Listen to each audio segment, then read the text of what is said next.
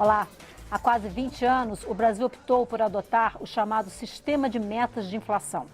Trabalhar para que a inflação definida pelo Conselho Monetário Nacional seja alcançada é uma das principais atribuições do Banco Central. Na maioria dos países desenvolvidos, a autoridade monetária possui autonomia para adotar as medidas que entender adequadas para alcançar a tal meta. No Brasil, o Banco Central já atua com certa autonomia, mas a subordinação ao ministro da Fazenda ainda causa insegurança. O atual governo e o presidente eleito pretendem aprovar ainda este ano uma proposta de 2003 que garante essa autonomia.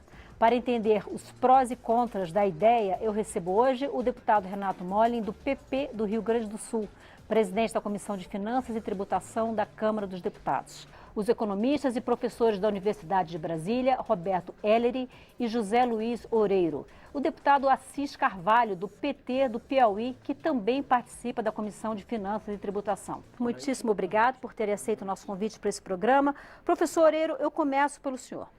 O senhor é autor do livro Política Monetária, Bancos Centrais e Metas de Inflação, ou seja, é um estudioso desse assunto, né? E parece que o senhor tem certas restrições a essa proposta de autonomia do Banco Central. Eu gostaria então de saber por quê. Bom, antes de mais nada, boa noite a todos. Na verdade, eu teria algumas objeções mais técnicas, mas eu quero colocar um ponto que eu acho que está passando ao largo de toda essa discussão.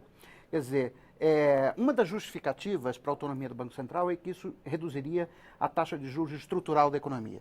Bom, nem remotamente a não autonomia formal do Banco Central é a razão principal dos juros serem altos no país. Quer dizer, nós temos um problema fiscal complicadíssimo, né, que deveria receber toda a atenção do próximo governo, e o que a gente está vendo é que o governo, né, este que está terminando e o próximo que vai começar, está dispersando as suas energias em uma série de projetos, inclusive este, de autonomia formal do Banco Central. É importante ressaltar que, na prática, há mais de 20 anos, desde o início do Plano Real, que o Banco Central tem total autonomia operacional sobre a política monetária, ou seja, o presidente e a diretoria do Banco Central, que compõem o Copom, que é o Conselho de Política Monetária, tem total liberdade para fixar a taxa de juros no patamar que considerem correto para alcançar os objetivos da política monetária, que não são definidos pelo Banco Central, mas sim pelo governo. Mas essa autonomia que o senhor diz que tem desde 94, praticamente, quando veio o Plano Real, certo, isso é claro para o mercado? Porque a impressão que a gente tem é que o mercado sempre tem dúvidas de, por exemplo, num momento como nós estamos agora, de transição, e de transição não só de governo, mas de uma transição política forte. Porque nós tivemos durante um tempo, nós tivemos duas sequências de Fernando Henrique, 2 mandatos de Fernando Henrique, 2 mandatos de Lula, seguido de 2 mandatos da presidente Dilma, ou seja, 4 mandatos do mesmo partido no governo, e agora existe uma mudança bastante significativa do ponto de vista político.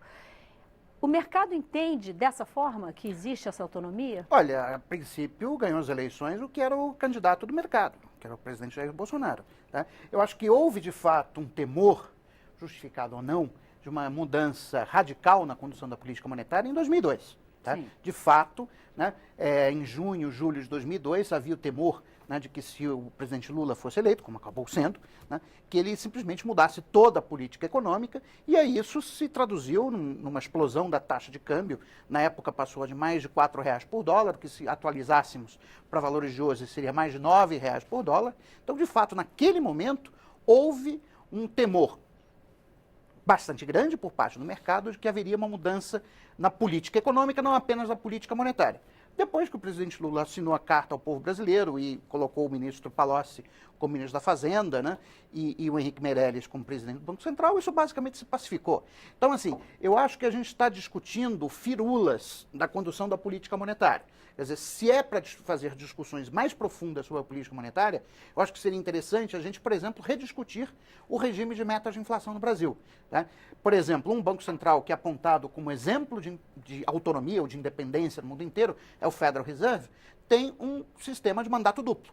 Ou seja, o Banco Central tem por objetivo manter a estabilidade de preços, não é definida uma meta numérica para o regime de metas de inflação, mas também ele tem como objetivo garantir um nível mais próximo possível do pleno emprego. Também não é definida nenhuma meta explícita. Mas esse é o sistema no mandato duplo do Federal Reserve, que depois da crise de 2008, funcionou extremamente bem.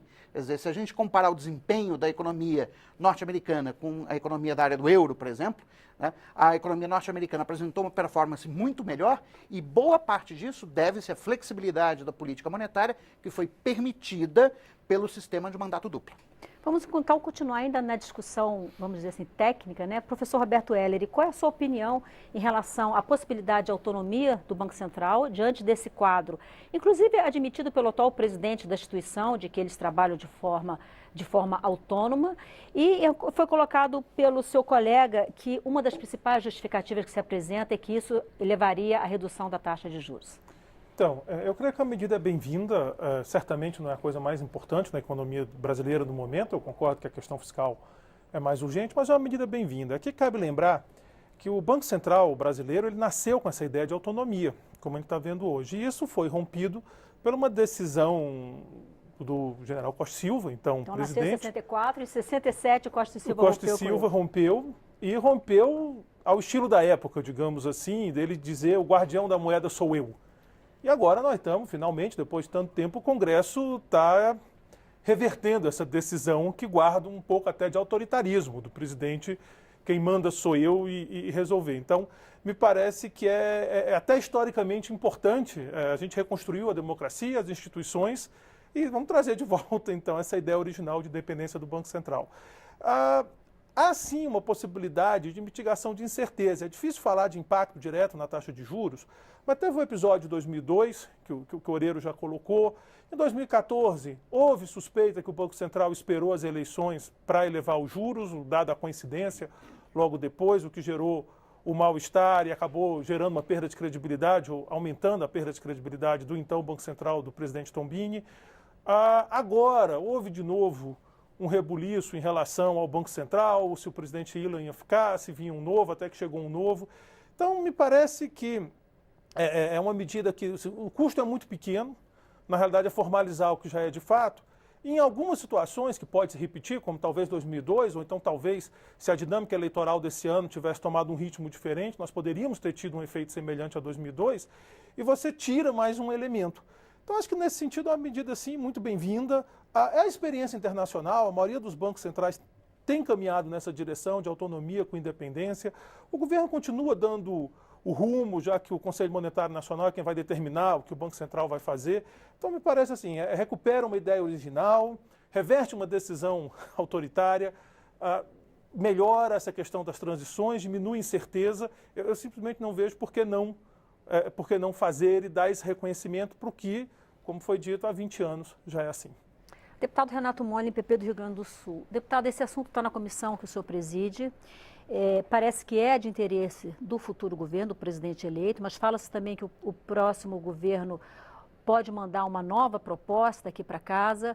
O presidente Rodrigo Maia, presidente da Câmara, já disse que tem disposição de levar esse assunto ao plenário.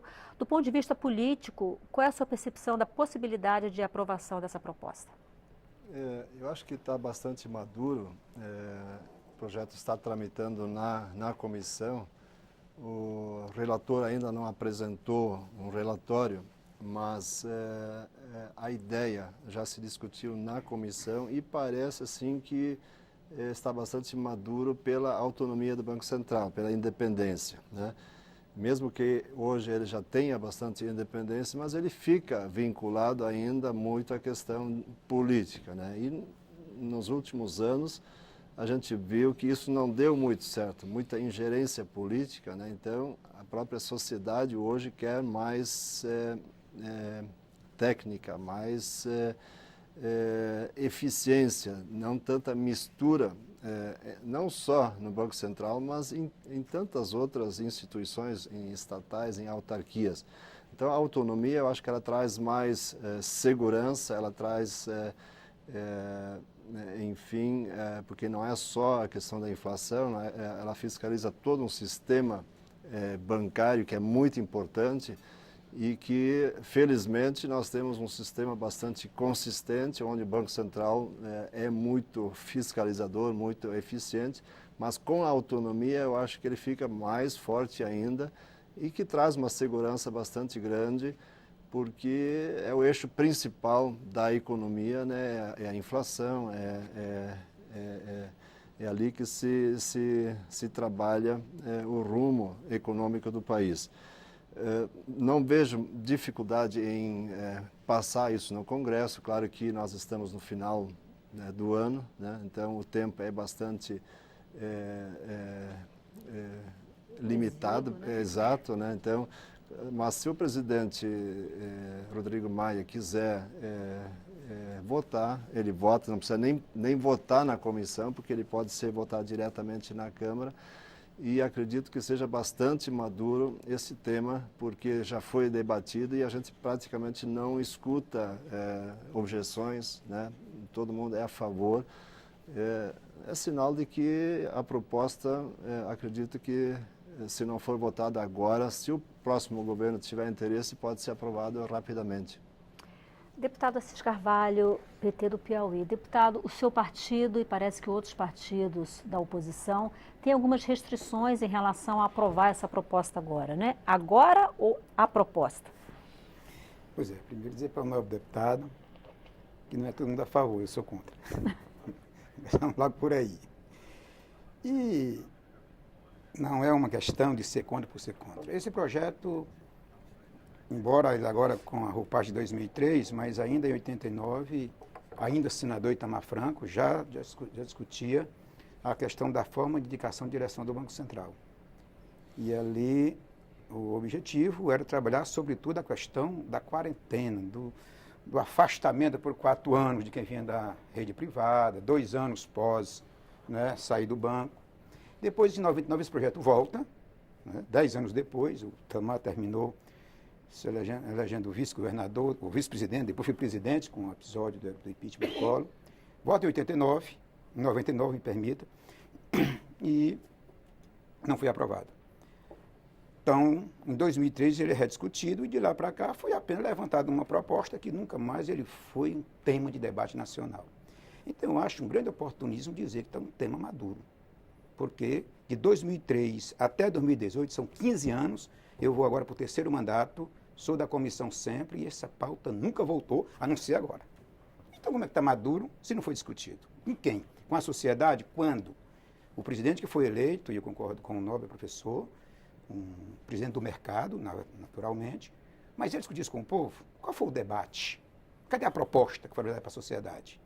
Então, eu acho que a gente precisa compreender que o povo não é só mercado. O povo tem um outro lado. Então, eu não tenho dificuldade. Se a gente vai às ruas e apresenta o projeto, né, é eleito com aquele projeto, então a sociedade aprovou. Esse não. Discuta nas ruas qual foi o debate, em que esquina que ele aconteceu, dizendo que isso iria acontecer. Agora, depois das eleições, naturalmente, uma eleição que o mercado foi vencedor, a proposta volta à pauta. E quer aprovar de afogadilho, no final de mandato, onde muitos parlamentares não foram sequer eleitos. Então, não discutiu com a sociedade sobre isso. Se discutiu, perdeu as eleições. Vou votar isso agora de qualquer jeito? Qual é a finalidade? Então, nós estamos dizendo que compreendemos que o governo deve ter força de aprovar esse projeto, mas precisa ter a grandeza de esperar que os eleitos, que saíram das urnas, mesmo com a minha discordância, sejam empossados em fevereiro, abre-se um grande debate e lá a sociedade toma conhecimento, ainda que seja aprovado, mas no mínimo a sociedade tem que saber o que está sendo aprovado. O Banco Central já tem uma autonomia razoável, né? Agora, do ponto de vista, lógico, eu não quero entrar aqui no detalhamento, não é isso que vai ter mais inflação, porque tal não está, já é autônomo, já tem uma autonomia razoável. O que está se querendo agora, além da questão do desencontro dos mandatos, da eleição dos seus diretores, é autonomia total, 100% autonomia. Esse é o centro da questão? Não é. Então, quando você não faz um debate mais profundo sobre a questão da reforma fiscal, essa reforma tributária, que é um sonho, falamos rapidinho, um pouquinho, eu acho que o deputado Raul é meu opositor enquanto partido, mas sabe, devido à minha posição já manifestada, recebi no meu estado do Piauí, e estou manifestado publicamente que aquela proposta, eu voto aquela proposta, não é a ideal, mas é o que se conseguiu construir, né? Então, se a gente quer realmente fazer um debate mais amplo, vamos discutir a reforma tributária. Não é discutindo as questões pontuais para poder iludir a sociedade e entregar o Banco Central na sua totalidade ao mercado, ou seja, aos bancos privados. É isso que muda. Quando você está desta forma, embora o banco privado tenha uma força muito grande, o sistema financeiro tenha uma força muito grande, mas pelo menos quando você tem um presidente mais alinhado com o povo, você media. Agora não. É entregar a totalidade ao mercado. Eu não posso concordar com isso. Eu acho que é esse debate que está na centralidade, que eles aprovem. Mas eu tenho a grandeza de fazer o debate dentro da comissão, com o novo parlamento eleito no próximo ano, pelo menos para a sociedade compreender minimamente o que é que está sendo votado. Porque 2003 para cá, ninguém me diga que esse debate foi feito, porque ele não foi feito nesta casa. Deputado, o professor Oreiro lembrou bem que em 2002, quando a candidatura, a eleição do presidente Lula já era bem provável, teve aquele rebuliço todo no mercado, o presidente escreveu a carta aos brasileiros, que foi uma forma de acalmar o mercado, a sociedade, acalmou, com certeza. Henrique Meirelles foi presidente do Banco Central durante os 2 mandatos do presidente Lula. Ele ficou de 2003 até o final de 2010. Ele era uma pessoa originária do mercado financeiro. Concordo. Henrique Meirelles não tinha autonomia junto com a sua diretoria para atuar no Banco Central nessa época? Eu me somo à fala do professor, o nome um pouco difícil, Oreiro. Eu me somo ao sentimento dele, que já há essa autonomia. No entanto, uma autonomia com um grau de subordinação a um presidente, a um ministro da Fazenda, pelo menos para você dialogar com quem tem voto popular, que é o presidente, que naturalmente nomeia, né, no caso o presidente do Banco Central, e nomeia o ministro da Fazenda. O que nós estamos colocando agora, que essa relação mínima com quem elege um representante, quer tirar na totalidade, quer entregar para o mercado indicar direto, não é? Tirar toda a relação da sociedade com o Banco Central. Eu acho que isso não ajuda. É um olhar que tenho. Preciso ser provado. Posso até ser convencido, mas eu quero ter a oportunidade no meu 3º mandato, porque nos 2 que tive aqui, esse debate não foi feito na Comissão de Finanças e Tributação, que eu sou lá, nos 2 mandatos que estive lá, não foi feito, né? Estamos encerrando agora o meu mandato. Eu quero ter a oportunidade de fazer o debate lá dentro. Não esse debate agora, de afogadilho, aí não dá certo. Esse debate não tem sentido. Chega lá e tem que fazer as pressas. Quem discutiu isso? Qual foi o debate público? Em que momento ele aconteceu? Em que comissão? Não vai me dizer que foi na CFT, porque lá eu estou agora há 8 anos lá. Então eu estou colocando que eu quero a oportunidade, mesmo que venha a ser aprovado, que a sociedade tenha pelo menos conhecimento o que é que está sendo aprovado. É isso que eu estou fazendo. E eu, possivelmente, se eu não for convencido, eu vou votar contra. Professor Oreiro, o senhor acha que essa questão de a política monetária ser conduzida pelo Banco Central, junto com a política cambial, pode gerar um descasamento com a política fiscal, que é conduzida pelo Executivo, e a política econômica como um todo ser prejudicada?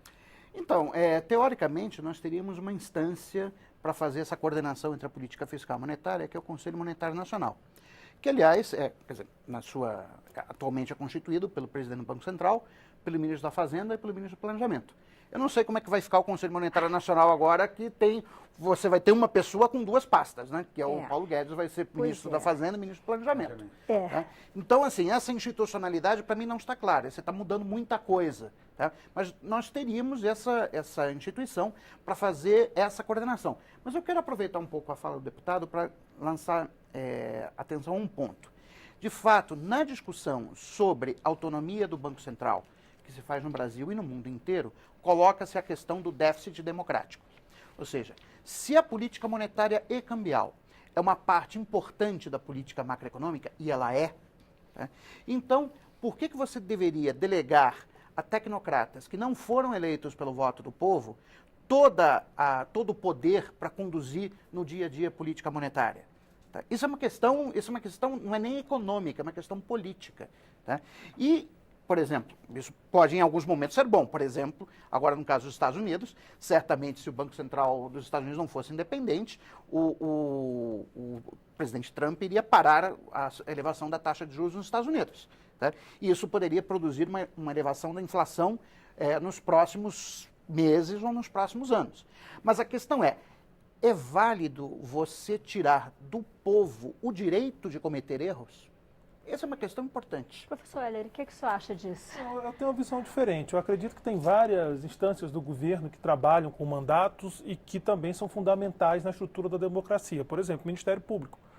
Tem o Procurador-Geral da República, ele tem um mandato e não ocorre a ideia de que seja antidemocrático. Da mesma forma, o mandato e a autonomia não tiram a relação com o governo. Eu trabalho numa instituição que é autônoma. O reitor da universidade ele tem mandato, né? E também ninguém desvincula a universidade do governo, acha que com isso a universidade se desvinculou do resto. Então, eu acredito que essa questão da democracia, eu discordo. Inclusive porque quem vai indicar o presidente do Banco Central é o presidente, que foi eleito. Quem vai determinar as metas do Banco Central é o Conselho Monetário Nacional, que certamente há de ter uma representatividade democrática. Então, eu não concordo. Eu quero que, de novo, é uma questão muito mais operacional do que de democracia.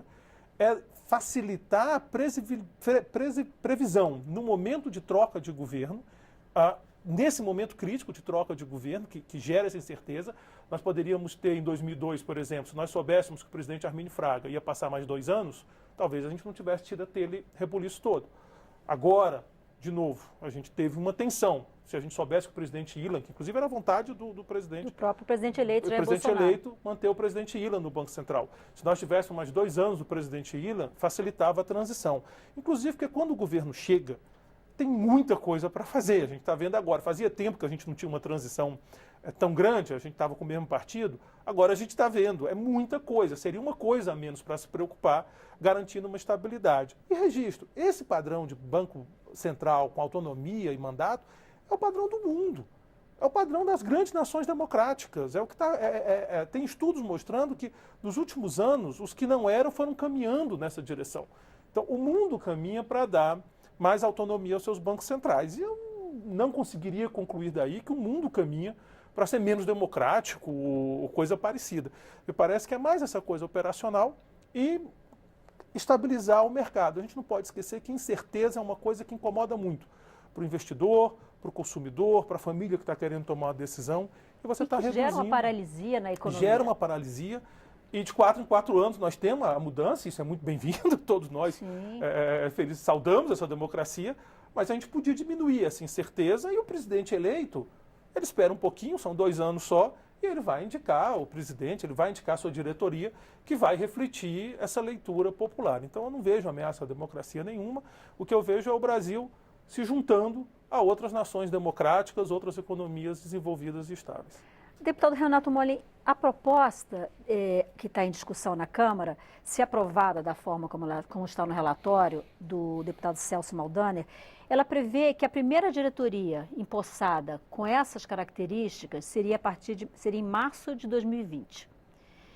E a partir daí haveria uma gradação. O presidente e 2 diretores teriam um mandato de 4 anos, 2 diretores teriam um mandato de 3 anos, de 2 anos, de 1 ano, que era para que daí para frente, essa mudança pudesse acontecer a cada ano, mudando dois diretores, de modo a evitar uma descontinuidade administrativa e garantir justamente o que você está querendo agora. Mas o presidente eleito Jair Bolsonaro, ele sinaliza também com a retirada do status de ministro do presidente do Banco Central. Então, a questão é, se isso acontece agora, retirada desse status, antes de aprovado isso, antes de entrar essa nossa regra, isso não causaria também uma relativa tensão no mercado?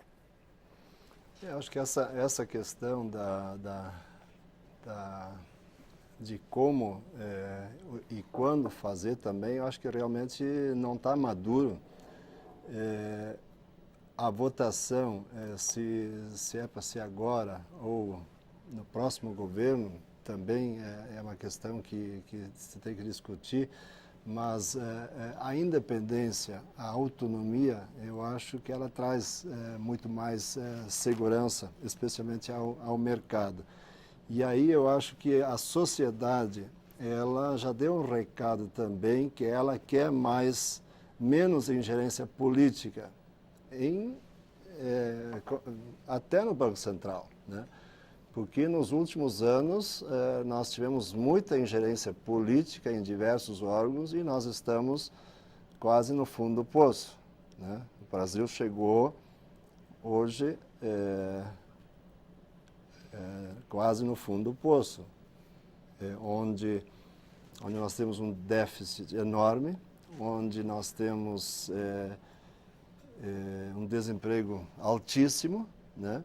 Isso fruto muito de má gestões nas autarquias, ingerência política, indicação, não que não tenha políticos com capacidade, mas elas têm que ser colocadas no devido lugar.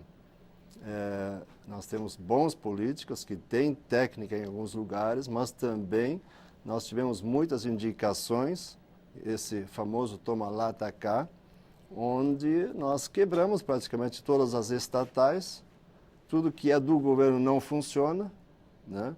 Porque se der prejuízo, quem paga é o povo brasileiro, né? A alta carga tributária praticamente só serve para pagar hoje custeio e pagar o prejuízo das estatais, das autarquias. O poder público não está conseguindo dar retorno à sociedade pelo trabalho prestado, aliás, de péssima qualidade. Então, a sociedade já deu o recado nas eleições, que não quer isso, né? Então, é isso que nós defendemos, a autonomia, a independência, de menos ingerência na política, menos indicações políticas, e quanto mais consistentes e técnicas melhores. Não que não possa ter políticos também junto, desde que tenha capacidade, mas que não tenha tanta ingerência política. Eu acho que a sociedade, isso foi bem debatido, a sociedade que deu o recado já nas eleições, né? E se nós não fizermos isso, os próximos governos não fizerem isso, vai continuar como nós estamos hoje, né?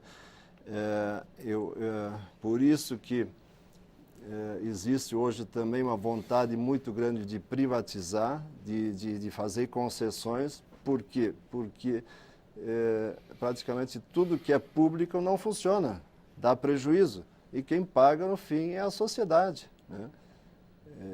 Os impostos, eles são pagos para retornar em serviços de saúde, de infraestrutura, de educação, mas infelizmente hoje praticamente todos os impostos são para pagar prejuízo de estatais, de autarquias e para pagar custeio, funcionário público, que infelizmente não dão o retorno para a sociedade como a sociedade precisa.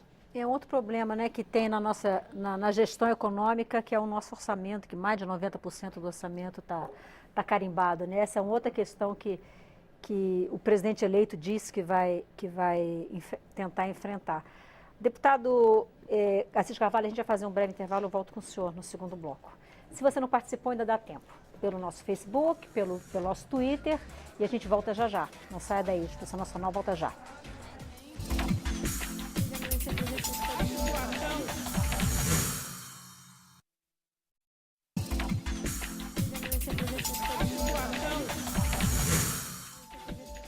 Olá, o Expressão Nacional está de volta. Hoje nós estamos falando da proposta que define a autonomia do Banco Central. Deputado Assis Carvalho, a gente falou bastante sobre, no primeiro bloco, se quiser falar mais, fica à vontade, sobre essa questão de autonomia, se é bom, se convém ou não, mas eu queria entrar no outro ponto. Essa legislação está sendo chamada de Lei de Responsabilidade Monetária, o que sugere que ela entra no pacote de leis regulamentadoras do funcionamento da economia, como, por exemplo, a Lei de Responsabilidade Fiscal, que é da época de Fernando Henrique Cardoso. Como é que o senhor avalia esse gênero de norma? Lei de Responsabilidade Fiscal, Lei de Responsabilidade Monetária? Olha, antes queria que nós tivéssemos um pouquinho de prudência para avaliar o momento. Nós tivemos agora uma eleição de um presidente que, como não apresentou um projeto para o Brasil, iniciou, seriam 15 ministros, depois seria 18, que seria 20, seria 22, porque o Brasil não sabe o que foi que elegeu. E aí passa exatamente esse primeiro questionamento, não é? Quem vai compor este Conselho Monetário? Quantos? Então, por que nós vamos apresentar agora, aprovar uma lei que não sabemos ainda nem como é a sua aplicabilidade? Vamos esclarecer para quem está em casa nos acompanhando. O Conselho Monetário Nacional é integrado hoje por 3 pessoas. O ministro da Fazenda, o ministro do Planejamento e o presidente do Banco Central. Só que o presidente Bolsonaro, ele está juntando 2 ministérios. Fazenda e Planejamento estão virando uma pasta só. E aí como é que fica esse conselho? Conselho um conselho de 2? Se tiver empate, então, quem resolve? Esse é outro ponto a ser definido. E se esse ponto é um questionamento, tem que ser limpado primeiro, para depois se discutir independentemente se é a favor ou contra, a minha posição é contra, mas mesmo aqueles que são a favor, tem um pouquinho de prudência, só faz bem à sociedade. Faz mal é aprovar agora um projeto que não sabe nem como é a sua aplicabilidade. Então, primeiro, o grande erro de tentar se aprovar esse projeto agora de uma forma tão rápida, tão às pressas. Foi bem colocado, eu tive na reunião, lá na liderança com o Celso Maldami, um grande deputado, e dentro da sua proposta, da forma de composição da diretoria do Banco Central, e o que agora já começa a apresentar o presidente, que ele não apresentou durante a eleição, né, durante a campanha, mas está dizendo agora o que é que quer, temos diferença. Vamos andar por onde? Vamos fazer um texto, vamos aprovar um texto, para depois estar dentro do plenário às pressas, colocando vírgula, né? Diz que o diabo mora nos detalhes. O que é que vai ser colocado se não tiver um debate mais amadurecido com a sociedade, onde nós estamos entregando praticamente uma das coisas mais importantes que se tem, que é a política monetária, sem saber para quem, como e quem vai gerenciar. Então, de já, é um absurdo a gente insistir nessa tese de aprovar esse projeto agora, antes da posse do novo parlamento. Então, de já, eu já estou colocando aqui a minha posição de oposição ao projeto, mas também ao tempo. Então, se tem que fazer o debate, vamos fazer com aqueles que receberam nas urnas, no último dia 7 de outubro, o voto. Quem está saindo tem que ter uma certa humildade, né? Que agora tem que passar o bastão para outro. Primeiro ponto. A segunda questão é o seguinte, esse debate, se privatiza mais, privatiza menos, se a coisa pública não funciona ou funciona, nós tivemos boas experiências. Em 2002, quando o presidente Lula foi eleito, a gente vinha exatamente de uma visão que tinha que privatizar tudo. O Banco do Nordeste tinha que se privatizar às pressas, a Caixa Econômica, o Banco do Brasil, tudo porque nada servia. E a gente teve a oportunidade de mostrar que era possível fazer a política pública funcionar. O Banco do Nordeste passou a ajudar o Nordeste a se desenvolver. A Caixa Econômica fez tantas casas, tanto bem à sociedade, e mostrou que era possível. Nós tínhamos a 12ª economia do mundo. Este projeto, que diz que é tão maléfico agora por esse debate de narrativa, deixou o Brasil na 6ª economia do mundo. Como é que quebrou o Brasil e saiu da 12ª para a 6ª? Precisa ser respondido com mais responsabilidade. Nós tínhamos um salário mínimo de $70, né? Nunca se teve uma inclusão razoável de renda, que era exatamente a boa aplicação dos impostos do povo brasileiro. Então, a Folha de São Paulo tem uma boa matéria, que a economia nunca cresceu tanto no período Lula presidente. Mas isso não pode ser dito, não pode ser lembrado. Reduziu-se, o mundo inteiro reconhece que reduziu a fome. Isso é ou não é gerenciar razoavelmente bem a economia de um país?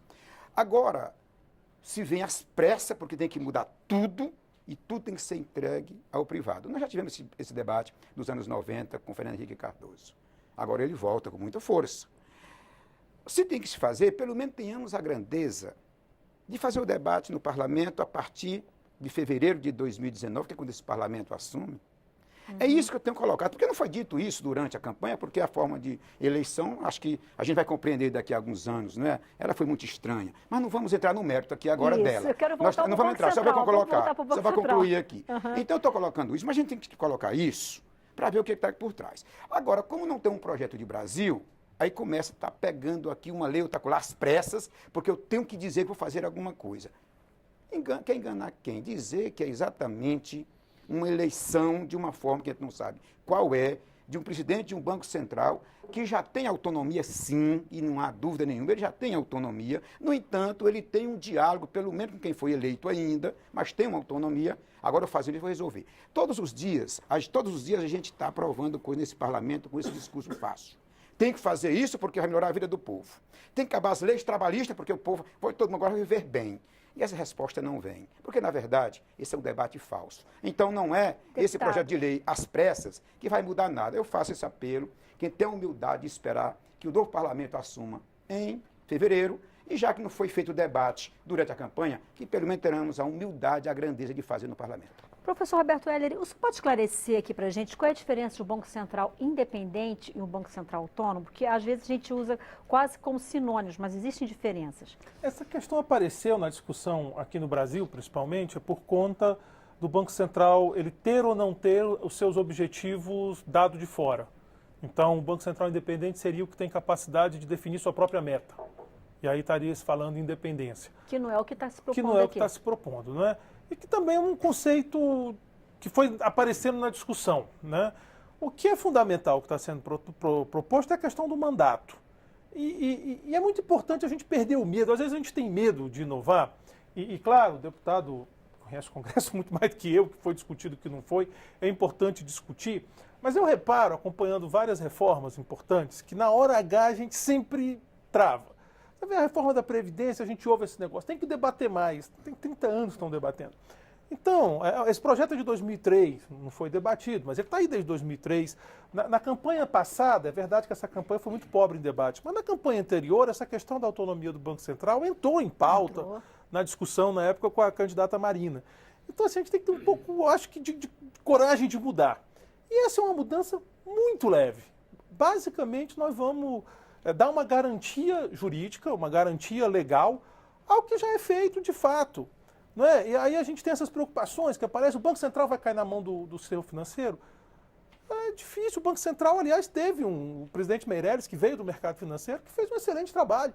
É claro que há muita divergência sobre cada governo e as conquistas, mas a pegar essas conquistas listadas do governo Lula, foi feito com uma pessoa do mercado financeiro, do Banco Central, trabalhando com autonomia e, inclusive, enfrentando algumas vezes o próprio Planalto, no caso o vice-presidente, Sérgio Alencar, que de vez em quando tentava interferir e ele manteve. O presidente Meirelles, no Banco Central, ele tomou uma decisão corajosíssima que foi em 2008, naquele ambiente de crise, quando ele sentiu que tinha que levar os juros, ele levou.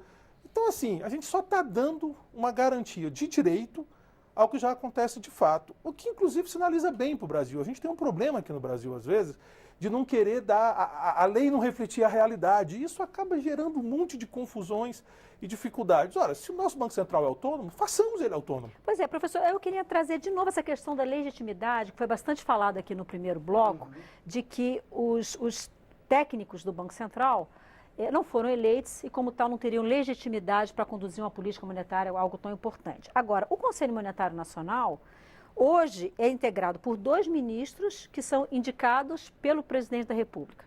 Ou seja, de uma certa forma, eles têm a legitimidade que lhes é transferida pelo presidente da República. E o presidente do Banco Central, que também é indicado pelo presidente da República. E sabatinado pelo Senado. E sabatinado pelo Senado. Então, até que ponto, de fato, persiste essa questão de que o Conselho Monetário Nacional e o Banco Central vai fazer a meta definida, vai buscar a meta definida pelo Conselho Monetário Nacional.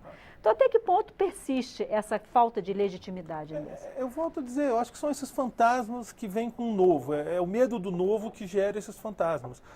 Todo o exercício do governo é feito por técnicos, ou indicados, ou concursados. Se você olhar todo o funcionamento do governo, o presidente e os deputados, que é quem tem voto, não pode ir lá tocar a máquina. Então, em algum grau, você sempre vai ter essa delegação de poder. Volto a dizer, o presidente do Banco Central, ele vai ser indicado pelo presidente da República, então ele tem a legitimidade do presidente que o indicou.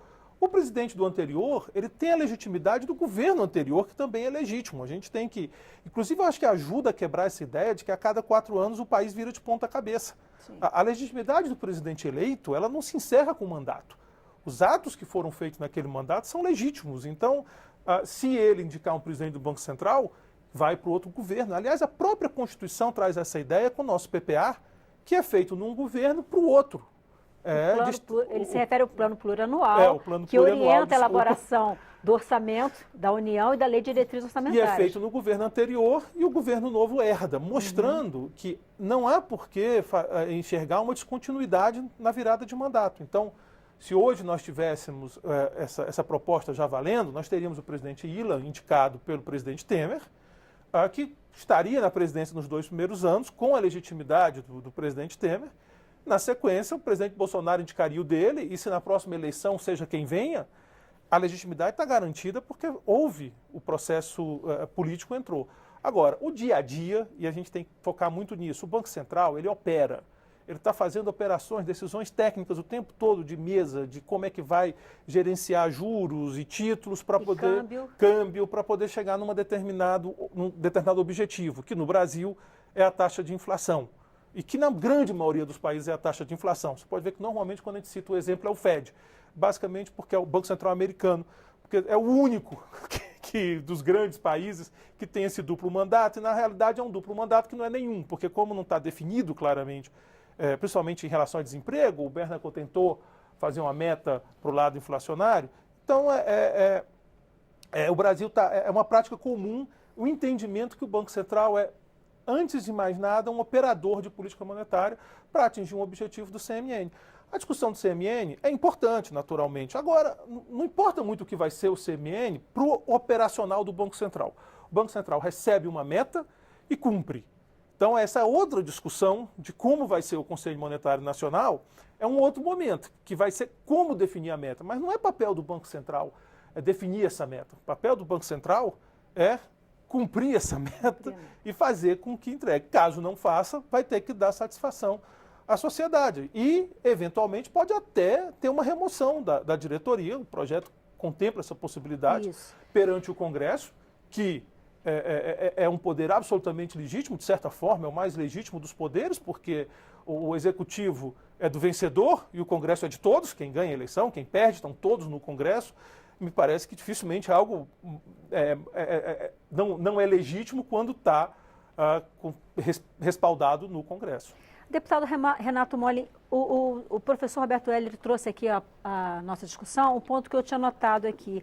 Uma das hipóteses de exoneração de um dirigente do Banco Central, e que essa exoneração tem que ser aprovada por maioria absoluta no Senado, é o chamado desempenho insuficiente.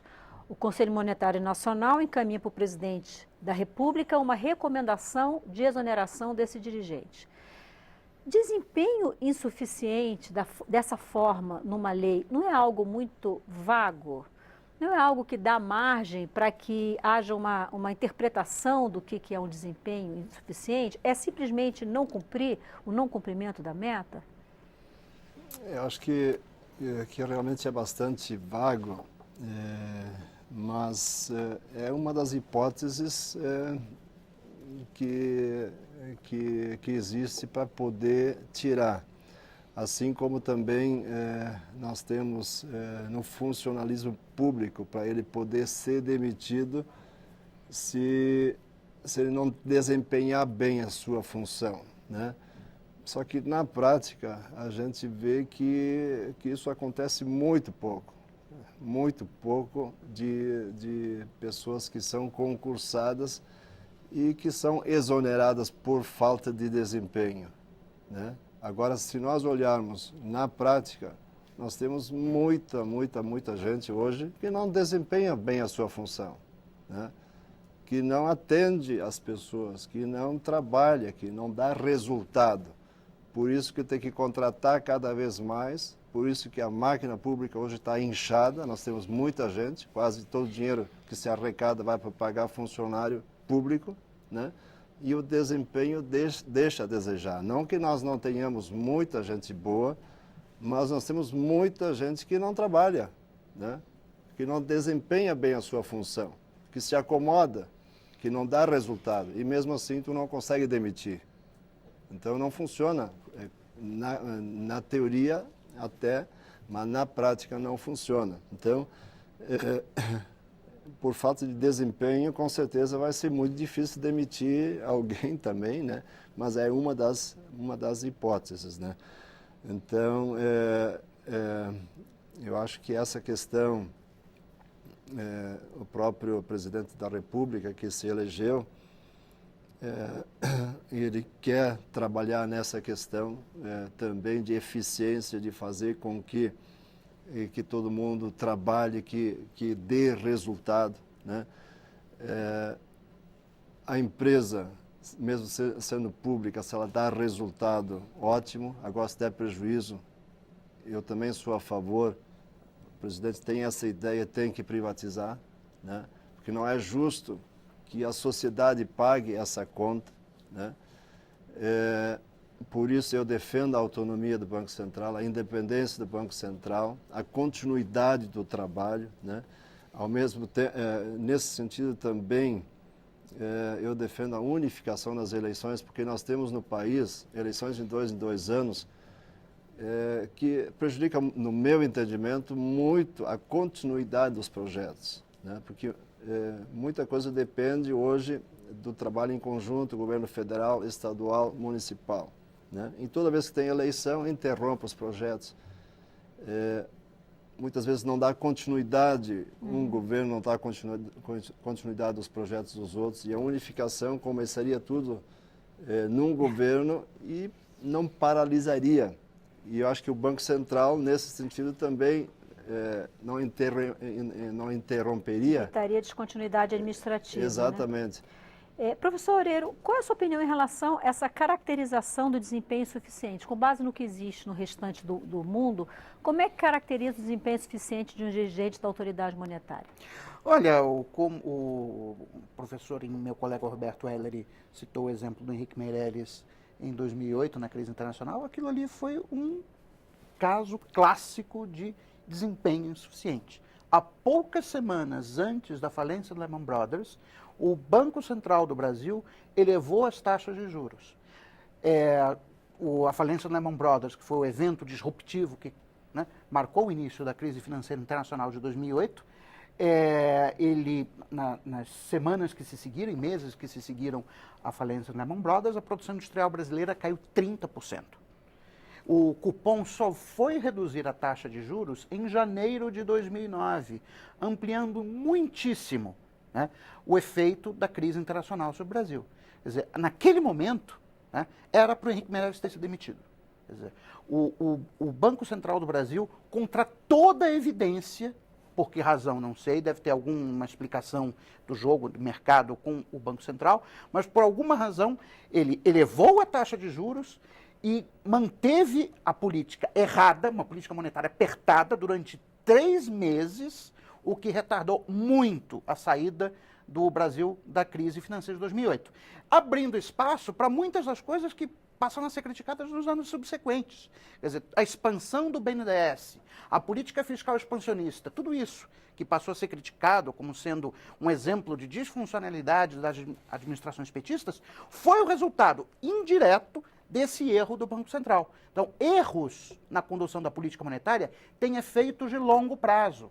Razão que eu acho, aí eu tinha dito no início da minha fala que eu tinha razões mais técnicas, é a razão fundamental pela qual eu sou contra a autonomia do Banco Central. Eu acho que o presidente da República, na medida que é o chefe de Estado e o chefe de governo, tem o direito de tirar o presidente da diretoria do Banco Central, se ele assim julgar que é necessário para a adequada condução da política macroeconômica. Então, esse exemplo, né, e inclusive no meu livro tem algumas discussões sobre isso, sobre o erro da política monetária no último trimestre de 2008. Esse exemplo clássico mostra como nós não podemos dar toda a autonomia para o Banco Central, ou seja, proteger os diretores e o presidente de demissão arbitrária. Deputado, pode falar, professor, por favor. Vou só entrar nesse assunto do desempenho, porque eu vou discordar um pouco do meu colega Oreiro.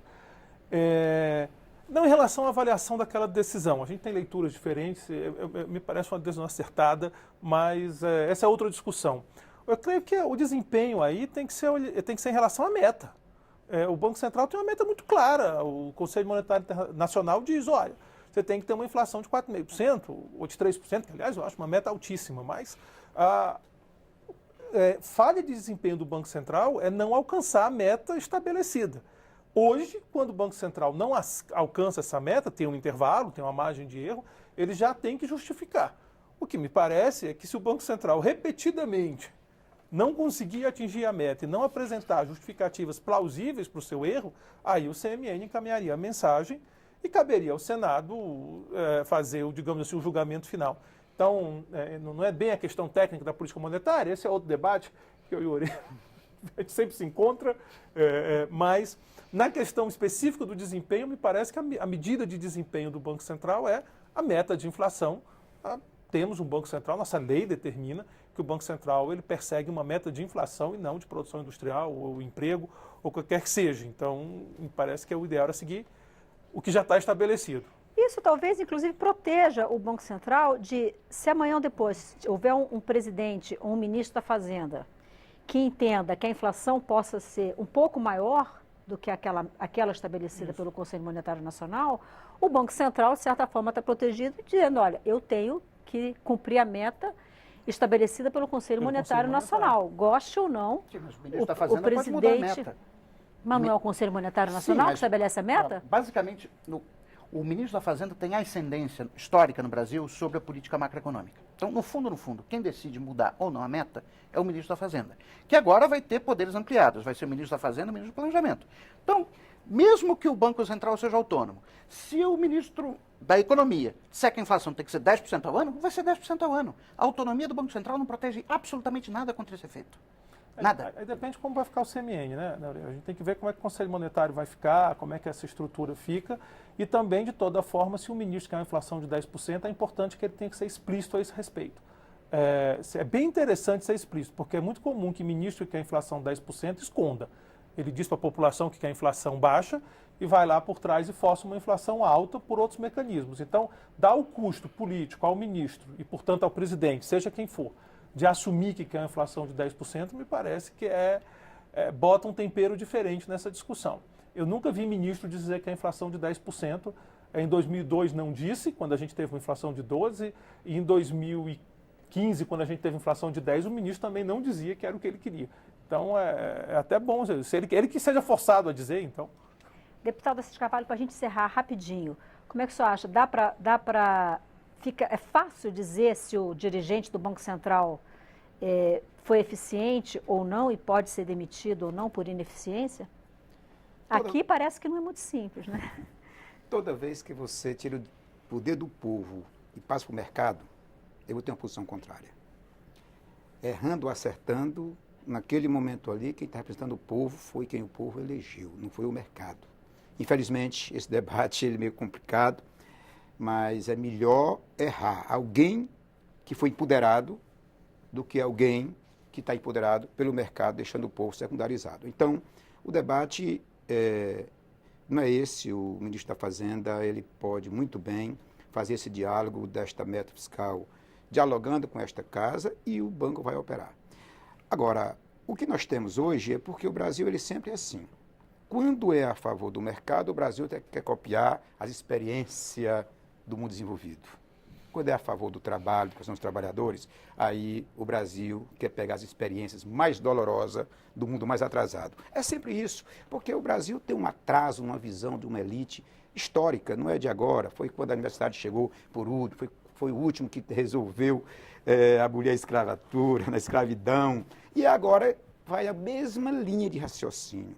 Então, sou contra esta autonomia plena que se tenta dar, vendendo o que não se pode entregar, que isso tem melhoria, que não tem, mas sou contra principalmente que seja agora. Se tiver que ser, que seja com o novo parlamento que toma posse no dia 1º de fevereiro de 2019. Senhores, muitíssimo obrigada. Quero agradecer a participação do deputado Renato Molin, PP do Rio Grande do Sul. Muito obrigada, deputado, por sua presença aqui no nosso debate. Professor José Luiz Oreiro, da Universidade de Brasília, muito grata também. Professor Roberto Heller, muito obrigada por mais uma vez sua presença aqui no Expressão Nacional. É sempre bom recebê-lo. Deputado Assis Carvalho, PT do Piauí, muito obrigada também por sua presença aqui no Expressão. A gente fica por aqui, eu agradeço a você, a sua audiência, e o Expressão Nacional volta na próxima terça, às 9 da noite. Eu sou Maristela Santana e a gente se vê até lá.